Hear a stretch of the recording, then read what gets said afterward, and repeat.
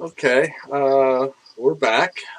Dave and my wife Jennifer at the AAAP Amateur Astronomy Association of Princeton Observatory in Titusville. It's July 27th. It is first quarter moon, which we have in the ZWO camera right now. So we'll make this a little bit bigger. And the interesting thing about the moon is it's very hard to image. Well, it's not hard to image. It's difficult to get all of the areas in equal exposure because there's such a big difference between the light areas and the dark areas. So you're looking at the terminator here. Now, I haven't been able to figure out how to turn it in the software. This just happens to be the way the camera is oriented.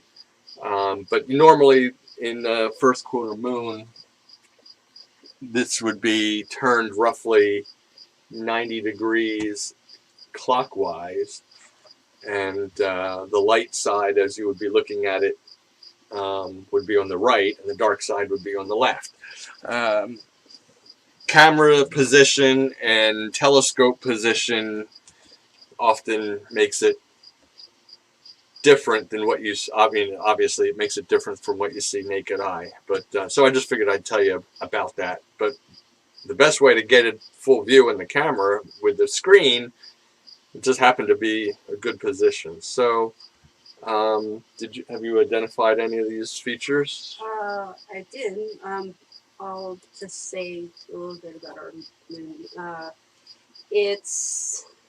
The moon orbits the Earth at an average distance of about 240,000 miles over a period of 29.5 days. And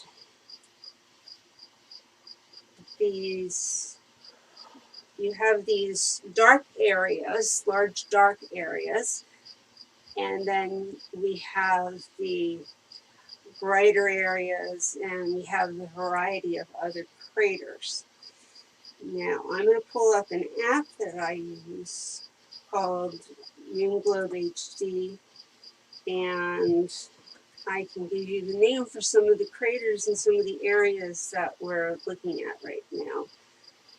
I just have to keep my bearings because my screen is very different than Oriented differently than this one. I believe is the Sea of Tranquility. Yes, that would be right. Should be. Sorry, maybe we should get a second opinion here. Yeah, I gotta do this by crater.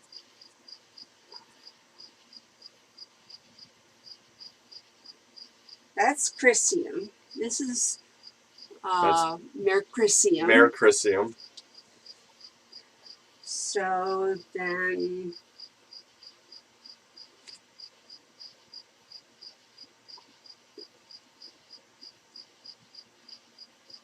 and these are going that direction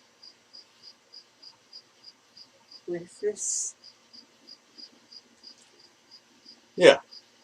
So this is Tranquility. This is Sea of Tranquility. This is well, they go three in a row. So it's Serenitatis, Tranquillitatis, and Fecunditatis. This is Mare Nectaris.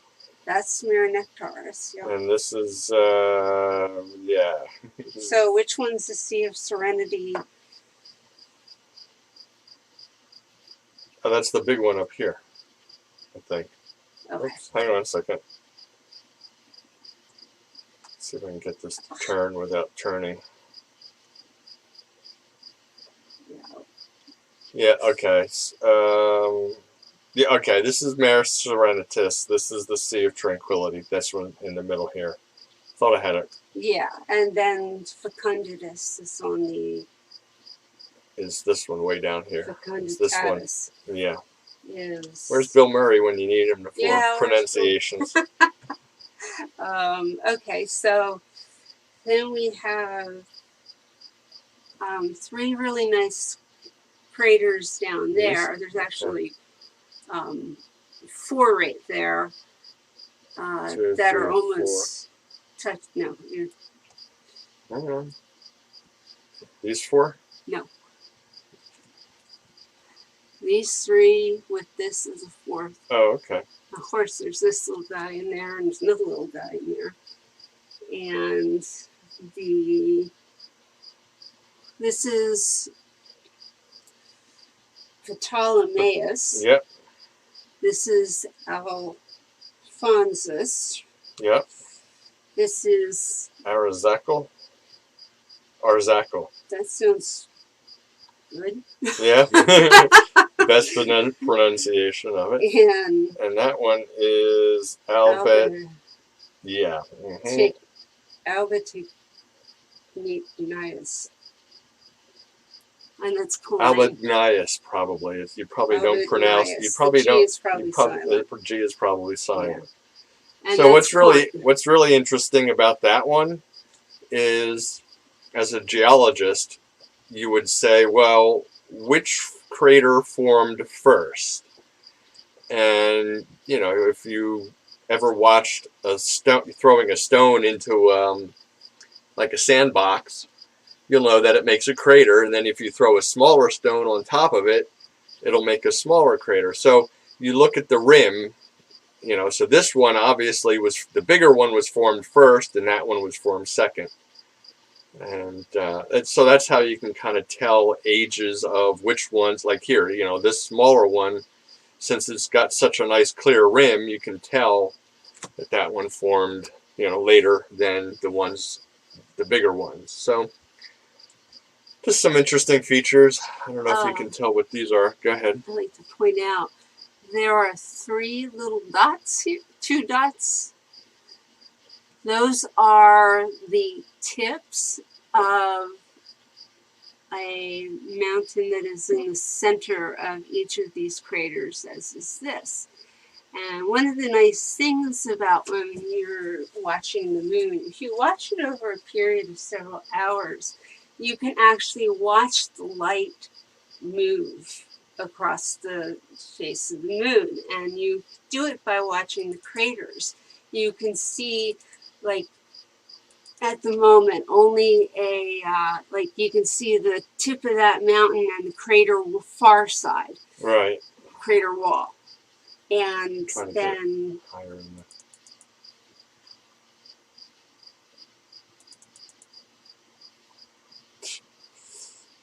trying to move the image a little bit. There we go. Now we got to get it back to the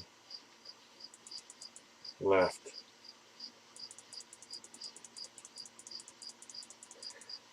So yeah, so it's neat to see, like right here, you can see like the tip of this mountain is creating a really long, peaky shadow. And I can actually zoom in. Look at that. Awesome. There we go. So yeah, kind of neat things to do. You know, that's why you look at the moon over several days,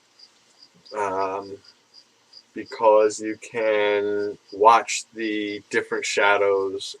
It's just like sitting on, you know, top of a mountain and watching the sunrise or sunset in the shadows.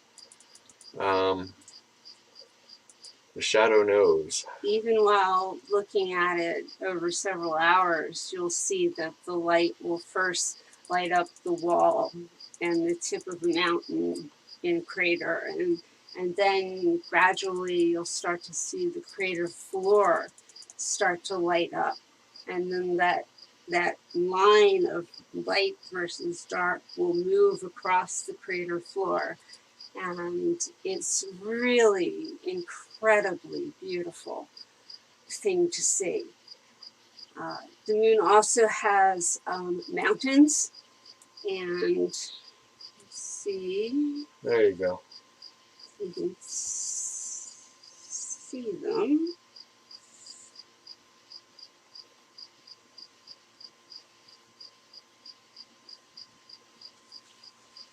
This isn't what I want to use. so let's see. Now I'm looking for something called Monte's Caucasus. And I just have to figure out where it is in relationship to my iPad screen. Okay, so it's just on the edge of Mare Serenitatis. All right, well, then I need to move back because that's over here.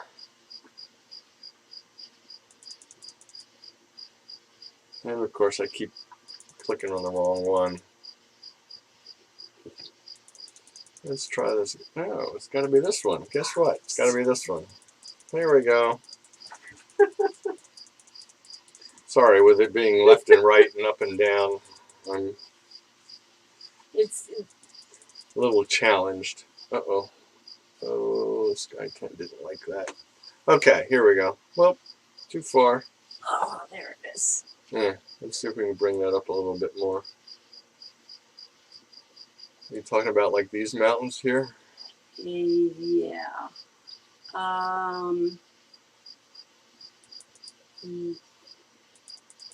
Where is the casino?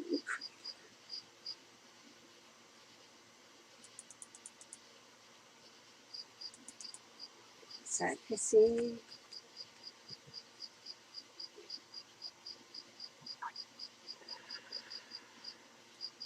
What was the name you were looking for? It's Monte Caucasus. Oh, here it is. I've got the screen too zoomed out. So yeah, that's what, this is a mountain range on, one of several mountain ranges on the moon. This strip here. Yeah, it kind of goes, yep, that's it. Okay. And, all right. What do you have to say? Anything else about that? Because no. we should move on to another object. Okay, well, that's the moon for the moment. We've got Jupiter possibly in the sky. We're going to give that a try. So we will move on to that. Hopefully we'll get it.